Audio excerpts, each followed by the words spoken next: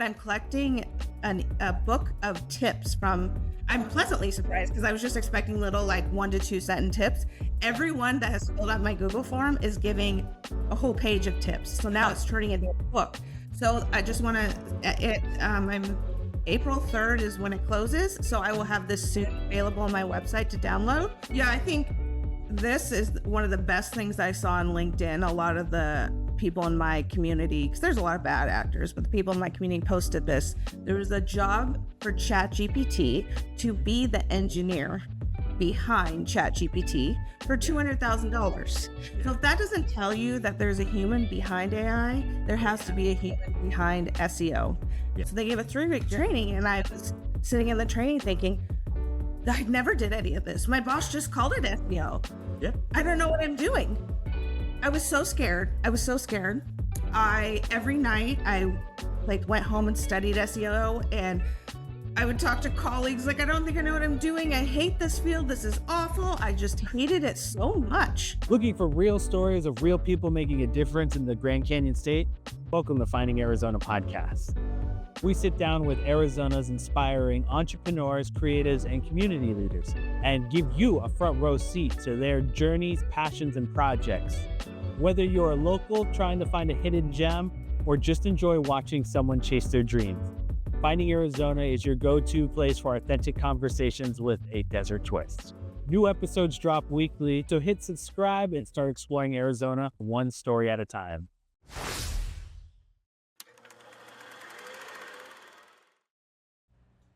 Welcome back, everybody, to the Finding Arizona podcast. I'm your host, Jose, and as always, we bring in fantastic guests every week. Ladies and gentlemen, today we are diving into the world of search, visibility, and the rapidly changing landscape of AI with someone who's not just keeping up with the evolution, she is helping define it. Our guest, Stephanie Long, founder of Mrs. SEO and Junction Jack, a premier network that connects businesses with vetted, high-performing SEO and AI professionals. Stephanie is an early adopter, in every sense of the word. At the time when everyone is still trying to figure out where AI fits into marketing, she's been out in the front, clarifying, teaching, demonstrating how the foundational SEO best practices must evolve to survive and succeed in the age of general AI. Today, we're excited to talk with Stephanie about where SEO is heading, how AI is reshaping the rules and visibility, and what Arizona businesses need to know if they want to stay ahead of the curve. Please welcome my guest, Stephanie. Stephanie, welcome. Hi, thank you so much for having me on today. I'm looking forward to it. So I'm going to generally ask you the question that we typically ask people who come in through our doors is, give us a little bit of your origin story. How does one end up in the world of SEO? Especially, in my research, you were educated over in Washington. And so I would love to understand that journey. Is there a parent or someone who is very much in the industry of like computer science or something like that for you as well? So just to say, I am about a year here in Arizona. I am from very rainy Seattle. So that is where the University of Washington employment came from. Very happy to be here in the sun. Funny you ask. Everyone in my family, dad's side, mom's side, is either a nurse or a teacher. So when I decided I wanted to get a communication degree, they said I'm going to fail. Oh no! So that decided I'm not going to fail. Yeah. And so I went and got my communication degree. And funny enough, I landed into SEO in the most random way possible. My last year, I did an internship in the communication department, and my boss said, "Let's work on SEO." So I can tell you that I don't really know if I was doing SEO, but and then, of course, you worry you're going to get a job out of college. Yeah. Literally a week before graduation, I got hired at an SEO firm. Get out of here. And when I got there, they gave you a 3-week training, which I think is the best thing. Like to this day, I actually don't think anyone trains people. They're just like, let's go, let's do SEO. So they gave a 3-week training, and I was sitting in the training thinking, I never did any of this. My boss just called it SEO. Yeah. I don't know what I'm doing. I was so scared. I was so scared. Every night I like went home and studied SEO, and I would talk to colleagues like, I don't think I know what I'm doing. I hate this field. This is awful. I just hated it so much. Yeah. Hated it. I Yeah. worked there about a year and a half, and I was like, I have to get out of here. I want to be more of a generalist. So individual contributor. Okay. What's funny, so then I started on my route for individual contributor roles, reporting directly to the CEO, and I decided, I actually think I really like SEO. I really like data. Really? And I like analyzing, and it's always changing. So I would ask the CEOs, like, hey, can we do SEO for the website? Okay. And they would always be like, oh, we've heard of this. So that's great. Let's get started. So I was able to teach myself in a sense, and that made me love it. Mm-hmm. And then and then like then I went and got my master's in communication and digital media at the University of Washington. Yeah. And I always knew I wanted to teach, but you had to be 2 years graduated before you could apply to teach there. Okay. So, and I thought that the Master of Communication was, I'll say this, honestly, I feel like masters, unless you're going to be a doctor or some high up, it did nothing for me, but it gave me great contacts. Okay. I'm just going to state that. Yeah. I literally paid $50,000 for contacts. However, what I thought was great about it though, was it had everything marketing wise, but it didn't have SEO. And I know it sounds funny. Like, what's great about it? I saw that, okay, there's that need. So 2 years later, I looked at the course curriculum, still no SEO. So email marketing, like customer relations, website building, all of that, no SEO. Huh. So I pitched myself to the director of the program. I kind of thought I already probably would have an in since I'd been in the program. Mm-hmm. And I was the very first, obviously, SEO guest lecturer. And I did that for 2.5 years. That's so funny that was that missing component. And this is just something that comes up on being that I am a podcaster. It's like, it's so funny how certain people wind up in their situation, and sometimes it's a need that needs to be filled, or it's just something that is lacking, and they were the first ones to be like, hey, I want to do something about it. So that's always just kind of like, I find that endearing because it's like, it shows the kind of person you are. You really did with like, hey, I think this is important. I think this is something that is needed. Also, it's like people don't really understand it. Let's help people understand it so that we can get better at it. So like, I think that it just shows the level of like intention as a business person and owner and as a creative that you are, how much you are willing to put yourself out there. And that means a lot from someone who's coming from the background of like, I don't know everything. I don't intend to know, like I try my best as a business owner, but when it comes to things that I really can't wrap my head around, there are pros who've done the work like yourself that you can lean on. And that's really incredible. So just to be completely 100% honest, you and I have similar, so I'll be honest, I went to school for landscape architecture. I also went, it's not necessary for you to go to, masters and doctorates unless you're trying to be, a real, like, let's say, want to teach, go that prolonged educational route. Same thing, $50,000 for contacts and just that. What was for me the kind of turning point was that I was starting to listen to podcasting while, writing stuff, doing work and all that. And I was inspired because at the time I was screen printing t-shirts, meeting business owners and collecting stories like these. And it turned into a snowball effect of like, well, I want to try. Let's try because I don't know how to do a podcast, but I think I can figure it out. YouTube University, grabbed all the equipment and that's the best. And just kind of like, learn by doing sort of deal where it's like I just kind of produced one after another. And then I met my girlfriend, now my wife, and she helped, turn this into a business because she was a business owner at the time. And it's just snowballed into this world that we have today. And that's just saying my journey is similar in the fact that like education, the route that I was imposed or supposed to be on is now 100% like not where I was. So it's just, it's funny how things work out. But I will ask you this. A lot of people are thinking about AI is replacing SEOs. You said that it is actually an infrastructure behind AI discovery. Can you break that down in a way a young entrepreneur can understand that? Yeah, I think this is one of the best things I saw on LinkedIn. A lot of the people in my community, because there's a lot of bad actors, but the people in my community posted this. There was a job for ChatGPT to be the engineer behind ChatGPT for $200,000. So if that doesn't tell you that there's a human behind AI, there has to be a human behind SEO. How else is AI going to get the information? Exactly. How else is the engineer going to be able to, whatever they do, probably some algorithm, code that information that I get them based off of my SEO skills? Yeah.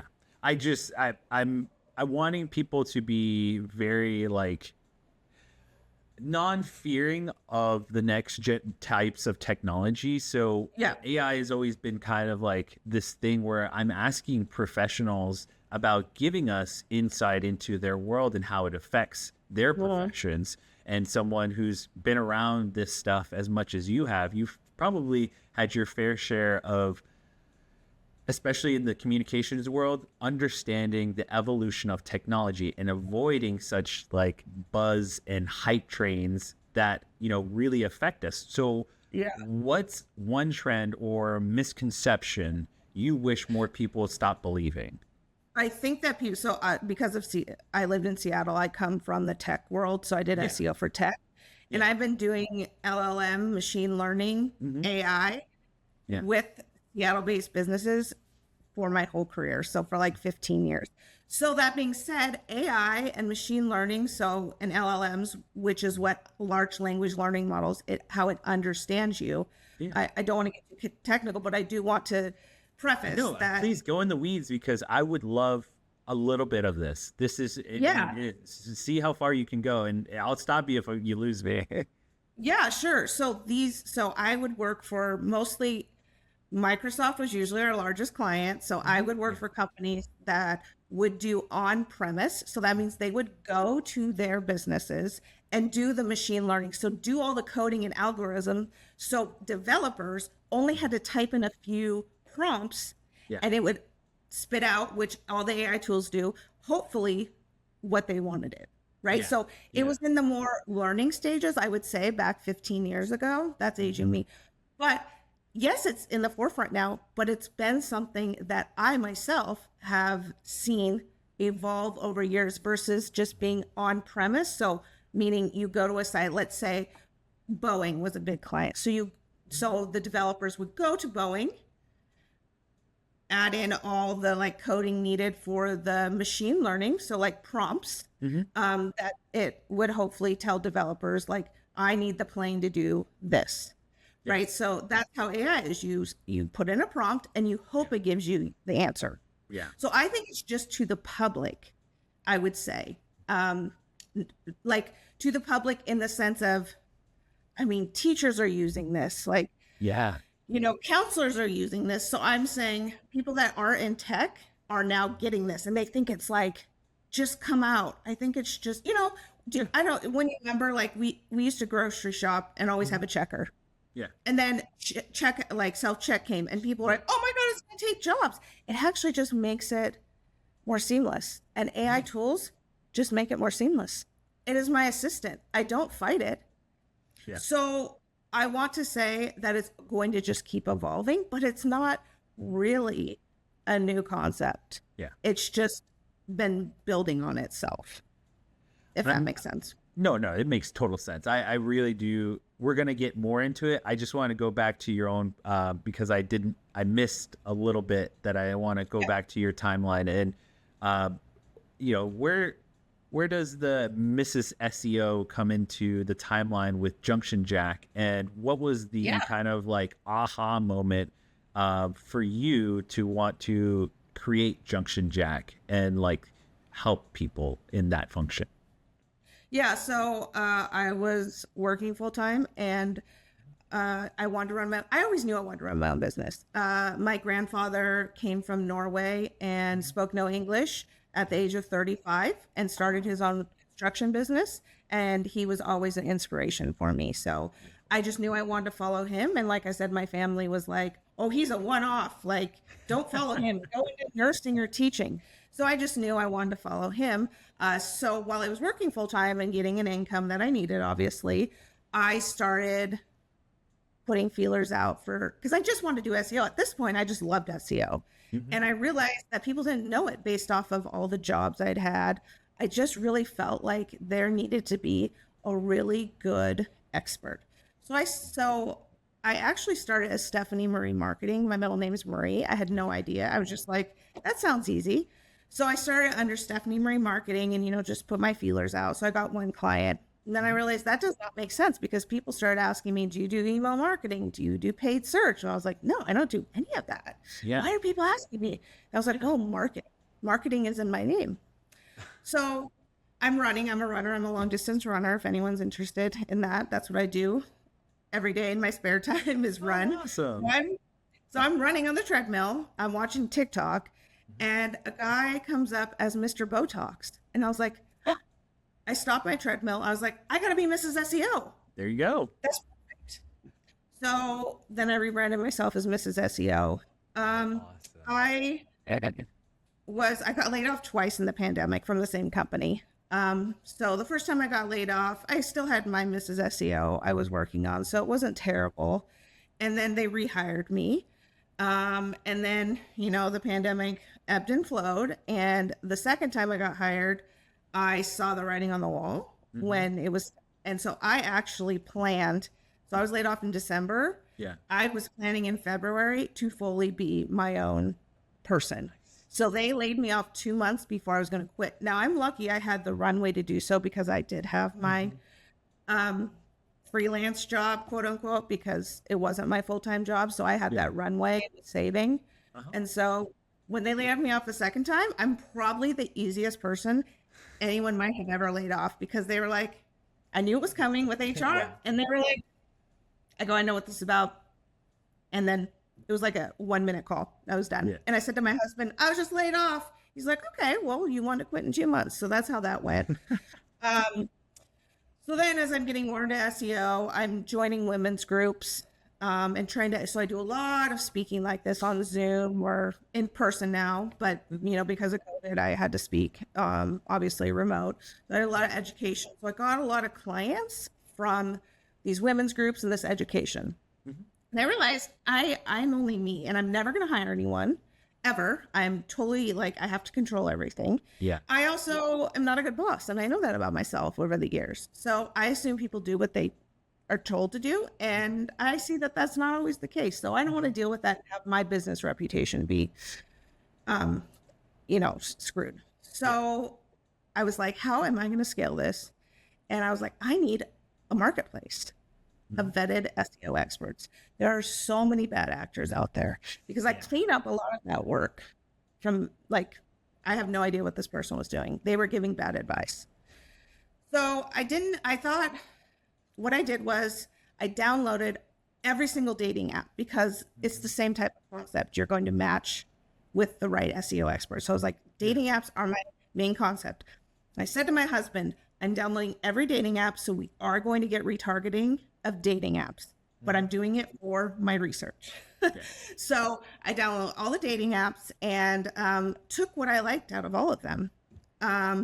And, spent a lot of money getting this developed. So I just, found a developer and they took all the concepts that I liked, which came from dating apps. It's like a matching thing. I think the pivotal moment in my life was I've been doing this for a year. Probably put about $100,000 into it. It was very, very, because I'm not getting venture capital funding. I don't want someone calling me at 2 a.m. wondering why I'm not getting clients for them or whatever. So it's all my own money. And I was really upset. I was going to stop. My cat of 17 years got cancer. And I remember he was dying and I was like, I'm going to quit this. I'm going to quit this. So I am very in tune. I'm a little bit woo-woo. And I was like, I'm going to quit this. I just started talking out loud to myself and he so ill, couldn't move. He was going to be going into hospice the next day, but we wanted one more day with him. He couldn't move, and he came up to me. I was going to quit. Listen. And I couldn't think of the name for my app either, because I had a lawyer, and she's like, because I was going to call it like Marketer Match, and she's like, no, because Match.com could come after you if you get big, trademark stuff. So I was like, I'm sorry, this is a long story. I'm almost done. No, you're good. You're good. Pivotal moment. And she kept telling me, like, you need to really think outside the box. Think about a connection word. He came up to me again. Like I said, he couldn't move. I go, that's it. His name is Jack. It's Junction, Jack. Junction connecting and a Jack. I said, that's it. And he went back and lay down. We took him to hospice, ER, and he was gone in 2 days. I was like, it gives me chills to think about that now. Yeah. But I was like, he doesn't want me to quit. So. And that's the best. It's such a beautiful, because, I'm a pet person. We had 3 rescues, 2 a dog, 2 cats. Now, one of them was my wife's, she had received him from a friend when she had first moved to Arizona, and she loved him. And, I had come into the picture after she had, had him for at least, I think, a handful of years. And, he tolerated me. That's how I put it, because he came first, and I totally respected that. Yeah. But when he passed, it's a hard thing, especially from the standpoint of, it is one pet that has seen, and these pets are also in my home right now, have seen my son born and have been with him all the way up to where he is now. And losing a pet like that, especially in a pivotal moment for, a child learning about, loss, I thank him for it, because we did teach our son about what happens when, passing and grief and stuff like that. I think with any kind of animal or pet, it is truly remarkable what they leave behind. And it's incredible that your story is what it is. And I'm very, very on the stance of, I love having pets, and I think everyone is a better person with a pet in their life. That's all I was getting at. I was like, that is truly beautiful that that story. And that is incredible that you shared that with us. 'Cause again, it means a lot, and it shows a lot it demonstrates a lot from your end of, where you inspire from, where you grab inspiration from. So I will kind of pivot towards building a digital foundation, and this is, our conversation is oriented towards those right now who are just starting out. A lot of our clientele or listeners are entrepreneurs that are just getting off their feet. So to you, I ask, we're talking about a brand new startup in Arizona with a tiny marketing budget. What is the first thing that you would tell or build to fix their SEO? So what you need to do is, Google tools are free. So you need to install, and YouTube, like you said, YouTube is a great teacher. So you can YouTube all this. Install Google Analytics. So whatever your platform is, Squarespace, Wix, WordPress, Webflow, and then also Google Search Console. Now, Google Search Console is going to be your very best friend, because I wish I could do a demo, but I can't, because it will give you the keywords people are finding you from for Google. Yeah. And then you can use these keywords. I'm also a writer, so I write for all my clients. So you can add the copy, add these in, if you are a little more technical, you can add these into the back end. So your title tags and meta descriptions, but these keywords will help you get an idea of what people are searching and finding you for. Because what I always, when I go into a business, a new client, what they think and what they want is 99.9% what people are not finding them for. Like for me, I talk high level as an example, but that's, and businesses talk high level, but that's not what your customers talk. So you need to see, what are they finding you through? And then it also shows you your top pages. Yeah. And so it's a really great tool to actually see where people are finding you from. And so be all over Search Console. I agree with you 100%. The cool thing, especially if you're just starting out, and I feel like for myself, those who are just, seasoned a little bit, is like you get a newsletter too. It's like, you get a yearly report, you get a newsletter. If you like, you can do as much as you want. You can be in the weeds and be on the actual board constantly, or you can be somewhat aloof or just like kind of step back-ish, and you can receive the newsletter and see kind of like they break it down for you. It's really nice. I love It's great. I love the tool set.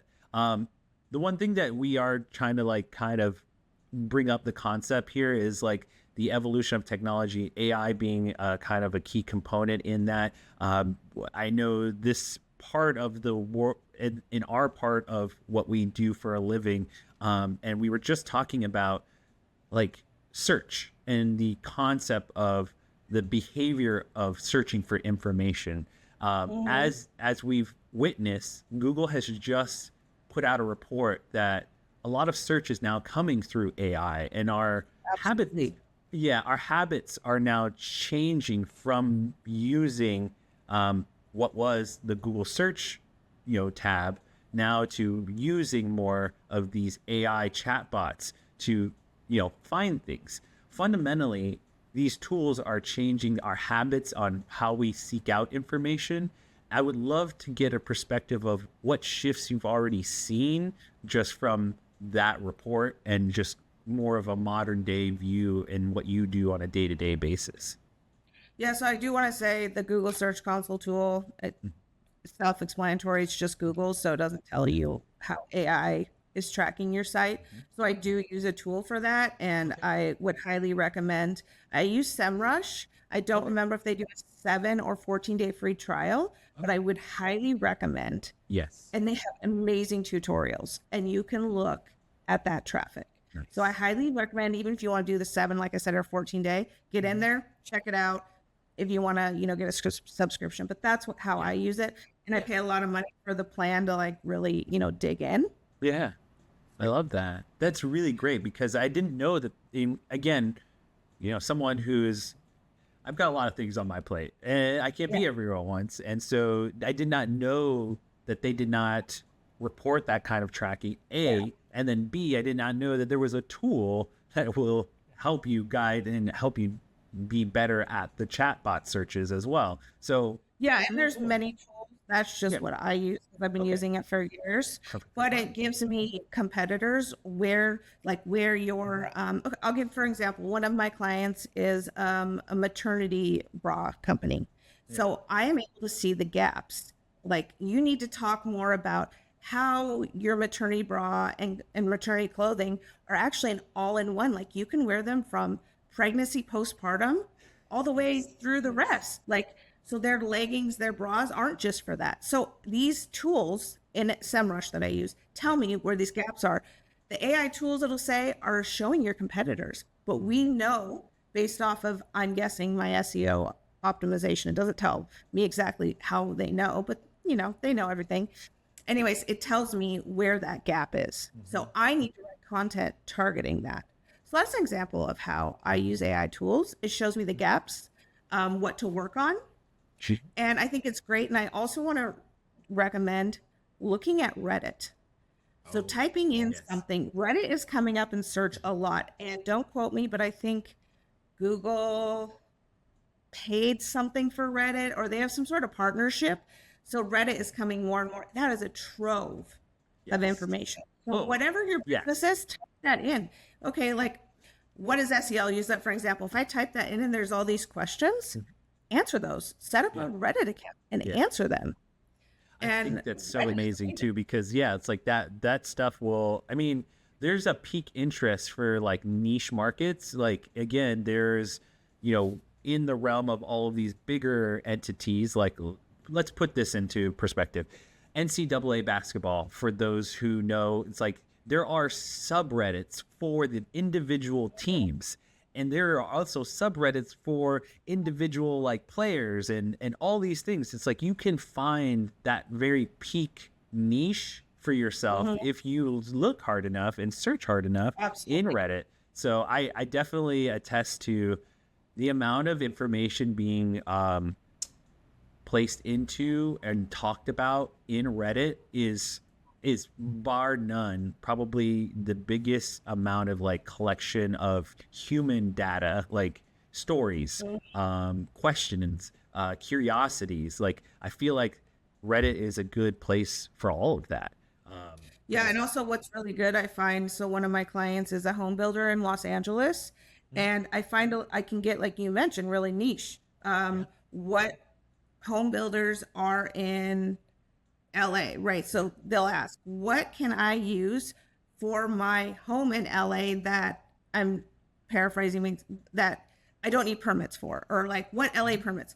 So what I do with those too for this client is FAQs are the best kept secret. I don't even know. That is how AI tools love to pull in data. So this is where the large language learning model comes in. Yeah. So it will understand the question. So we'll just say, who is the best home builder in LA? I mean, I'll use them as an example. Just give a very 1 to 2 sentences because it can understand that. I don't know if you notice when you Google, well, I say Google, excuse me, when you type in prompt in an AI tool, it gives that like bolded type answer or question and then a little snippet answer. So FAQs are important. I recommend putting an old FAQ page. And then this is where blogging is really good because I put FAQs at the bottom of every blog for my customers. That's great. So, and again, this is where Reddit will come in, a treasure trove of niche questions to use. Yes. So where I also recommend, I use my AI tool, but again, if you have no budget, Reddit, go for Reddit and get questions from there. Yeah, that's amazing. Yeah, that's very smart planning too. It's like, if you really wanted to be, hyper, vigilant and proactive about it, there are ways to like, hey, I'm going to do what is it called? An AMA, or Ask Me Anything. Oh yeah. Ask Me Anything. And I will be live from this time to this time. If you have very specific questions, this is an FAQ chat, meet me, and let's talk. And I think, that's incredible. If you're intentional about, your marketing and how you want this to work out, it can be a rollout system that really highlighted for a very specific thing. Right. I will go into something that has piqued my interest and is on my For You page is people now spending the money to have their own AI, own home system, where it's like you see now an influx of people buying these Mac Minis so that they can, install an AI bot into that so that they can keep it on their home servers, provided all the personal information. And now you have a very personalized AI system in your own home. Have you heard about this? And what do you think for a business owner? Is this a smart play? Is this something or that is just a fad? Or what do you think about that? I've heard of something similar. I don't have a lot of experience to speak on this, but I will say this. It's, and I know you, obviously. Yes. So you are only going to get certain information. It's going to be, you're not going to get anything outside of the norm. Like, let's say I need to know something. It's not going to understand.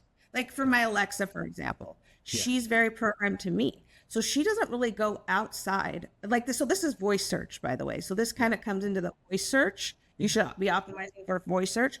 I think you're doing yourself a disservice because it's being in this very narrow, understand you. So I'll ask Alexa something and I'll either know that's not right, or she's just so attuned to me that she thinks I don't want more information outside of what she knows about me. Yeah. So I actually think you're closing yourself off to not getting more information. That's I get that. Yeah, no, I get that. Now I'm like so interested now because you see this stuff day in and day out, and so you're looking at websites. Again, you've downloaded when you were first researching and marketing. You were downloading the dating apps to try and get that stuff collection. But I'd love to ask you. It's like when you're first working with a client, and what is one of the most common SEO mistakes that you see people make, and like is that something that bothers you? Is there a one? I guess the question is like, is there a what do they call it? A common mistake, or what is it? It's an annoyance to you. That's like, this is so easy and fixable. That's like, it just is a nag whenever you see it, especially in clients that you're working with for the first time. And it just happened again. It happened last week. So your homepage is your very most important page for SEO. And everyone loves their tagline for their header one. So header one is the very most important Yes. thing on your page. So it's a code. You can Google look it up, but it's a code, and Google uses this to understand your site. Your tagline is usually never anything to do with what you do, like serving patients, serving clients. It's something along those lines. Yeah. So the people are giving up that valuable like space for a tagline. You need keywords in there. So if you're a construction business, let's say in LA, I'll use this again. You want something with, don't ever force anything, but you'll want something like the best Los Angeles construction business in 100 miles, right? Yeah. So you got to use that. And it just, I always warn people. I tell them, we can do this, but your traffic may go down. So I make this crystal clear. Yes. If they don't want to listen to me and they have to have this tagline, because I can promise you, no one cares about that tagline and no one's searching that tagline, but it is never ending to me. I love that. It's like, that's my biggest tip.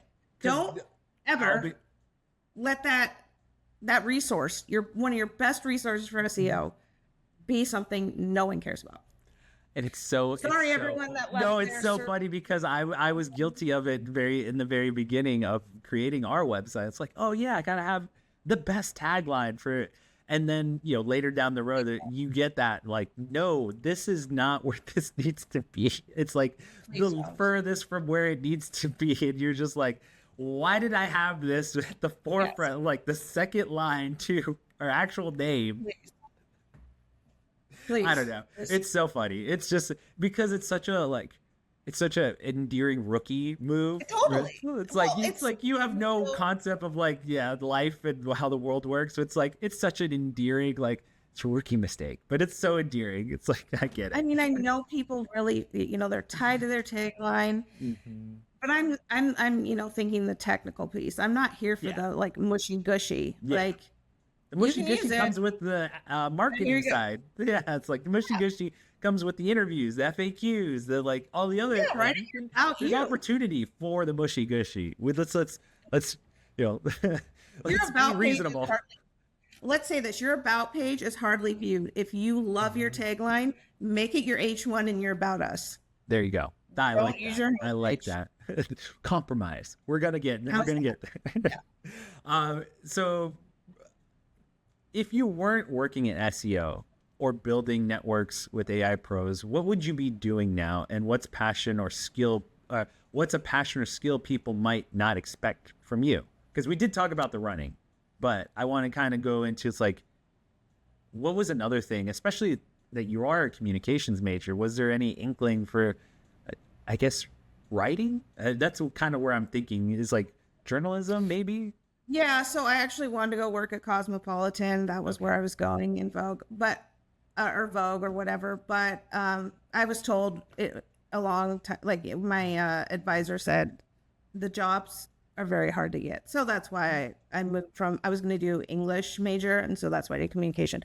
But what I really, really want to do, and if I ever have a second life,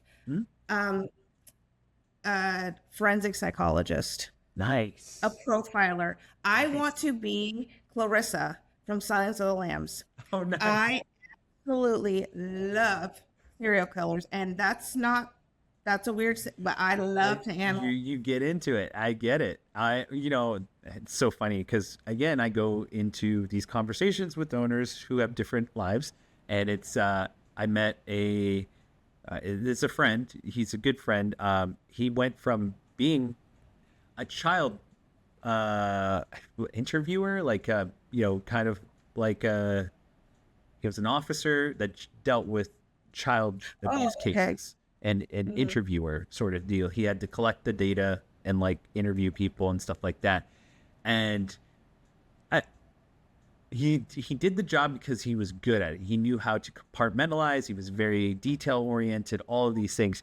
He just got a little burnt out, and the switch, and it's just amazing how the switch was he made a lamp that was handmade for his wife, out of metal and scraps and stuff like that. He made this lamp, and people were enamored by it so much that he turned into a small business that he could finally walk away from what he felt was like just hearing bad story after bad story. He's just like, I was just kind of relieved to go down this route of like something completely different. And I say that to say this right here was made by him, and he's very good at what he does. And so I just say it's so funny how people, their second lives are so completely different from their original, what they do for a living or what they started out doing, whatever it may be. But it's funny that Fun fact, Ted Bundy went to the University of Washington with my mom, and they were in math class together.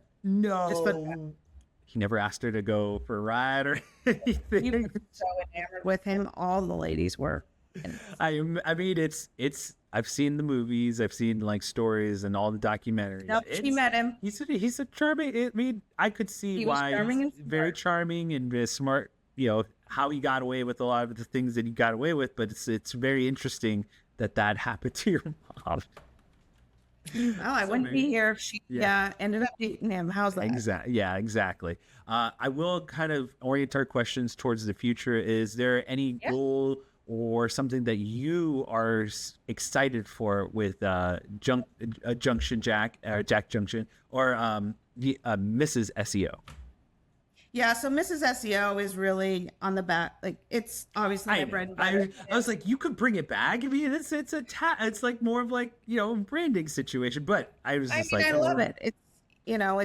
It's me. But Junction Jack is my baby. Just like my baby died. You know, it's like a teenager died. Yeah. But I am getting it rebuilt now because I've had iteration notes, and it was launched officially in April last year. But, you know, I have had beta testing, I've had experts testing, and now it's time for the second phase. So I'm really excited. It's going to be rebuilt. I'm going to have AI integrated with it so you can optimize your profile, whether you're a business or an SEO expert. Right now, I'm really excited. I'm collecting a book of tips I'm pleasantly surprised because I was just expecting little like 1 to 2 sentence tips. Everyone that has filled out my Google form is giving a whole page of tips. So now it's turning into a book. So I just want to, April 3rd is when it closes. So I will have this soon available on my website to download. Okay. Totally free, but it'll be actually a large tip of SEO tips. And for all these people that are listening that don't have a budget or very small, these will be, I think, so helpful. I feel like it'll be like YouTube for, you know, if you want to print something out, review it, so you have your notes with you, and then maybe reference YouTube. So I am very pleasantly surprised. It was not initially what I thought it was going to be, and it's turned into something great. So I do want your listeners to know to come to the website probably mid-April, and they can download this. Awesome. They get some great tips. It's so fascinating how much, like, again, the network that you built and just how much they give back is incredible. It's amazing. Yeah. It's amazing. We celebrated our 500th, or we had a party that we celebrated our 500th episode, and it was beautiful. Like, I really did.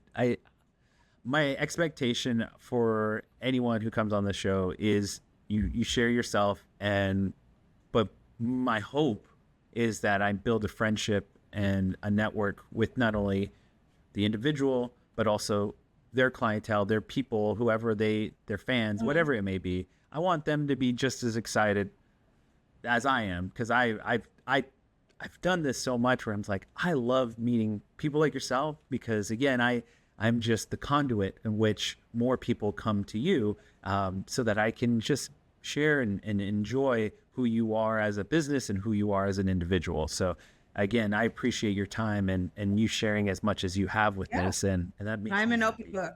Oh, Stephanie, you are amazing. So, I mean, now is the chance for you to promote.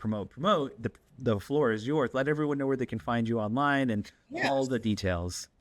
So it's junctionjack.co. And then I'm Stephanie at junctionjack.co. So that's JCKJUNCTION.co. And again, go there mid-April. You can get that downloadable.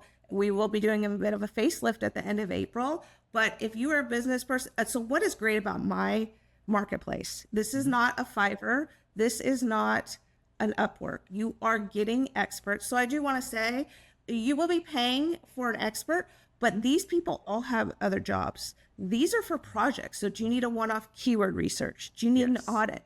So it's really for small to medium-sized solopreneur businesses. You go on there, you can find, you can do an ongoing project, but if you only have budget for a keyword research and you want it to go beyond Google Search Console, because all the experts have, like myself, tools that we pay for, do a keyword research for you, and then you'll have an even more in-depth analysis of what keywords you can use on your website. So that's an example. If you have a small budget, you can get that done, or an audit and anything you need to clean up. Then maybe you need to hire a developer to clean anything up. So this is not for anyone that needs somebody for a job. These people are all project-based. So this is what I've developed it like. Big businesses are going to go to agencies like I used to work at. Yeah. So. Well, thank you. I again, Stephanie, the amount of work and time you've spent doing your life's work here is just incredible. That you've created something, again, is just, it stems, the name is so beautiful. The story in itself is incredible. And you being at the helm, as much as you think that you're probably not a good boss, I'm sure you'll have your highlight moments in due time. And you're still going through it.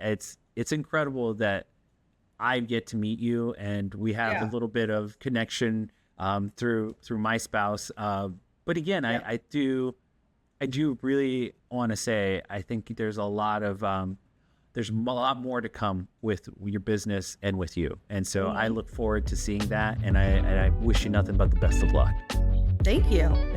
Of course. And before you go, we do have an outro for ourselves. You can listen to every one of our episodes at findingarizonapodcast.com. We make it easy for you to connect with us online, Finding Arizona Podcast under all social media handles. And last but not least, we end every conversation with the kisses, hugs, and belly rubs to our four-legged friends, and we will see you next time. Bye, y'all.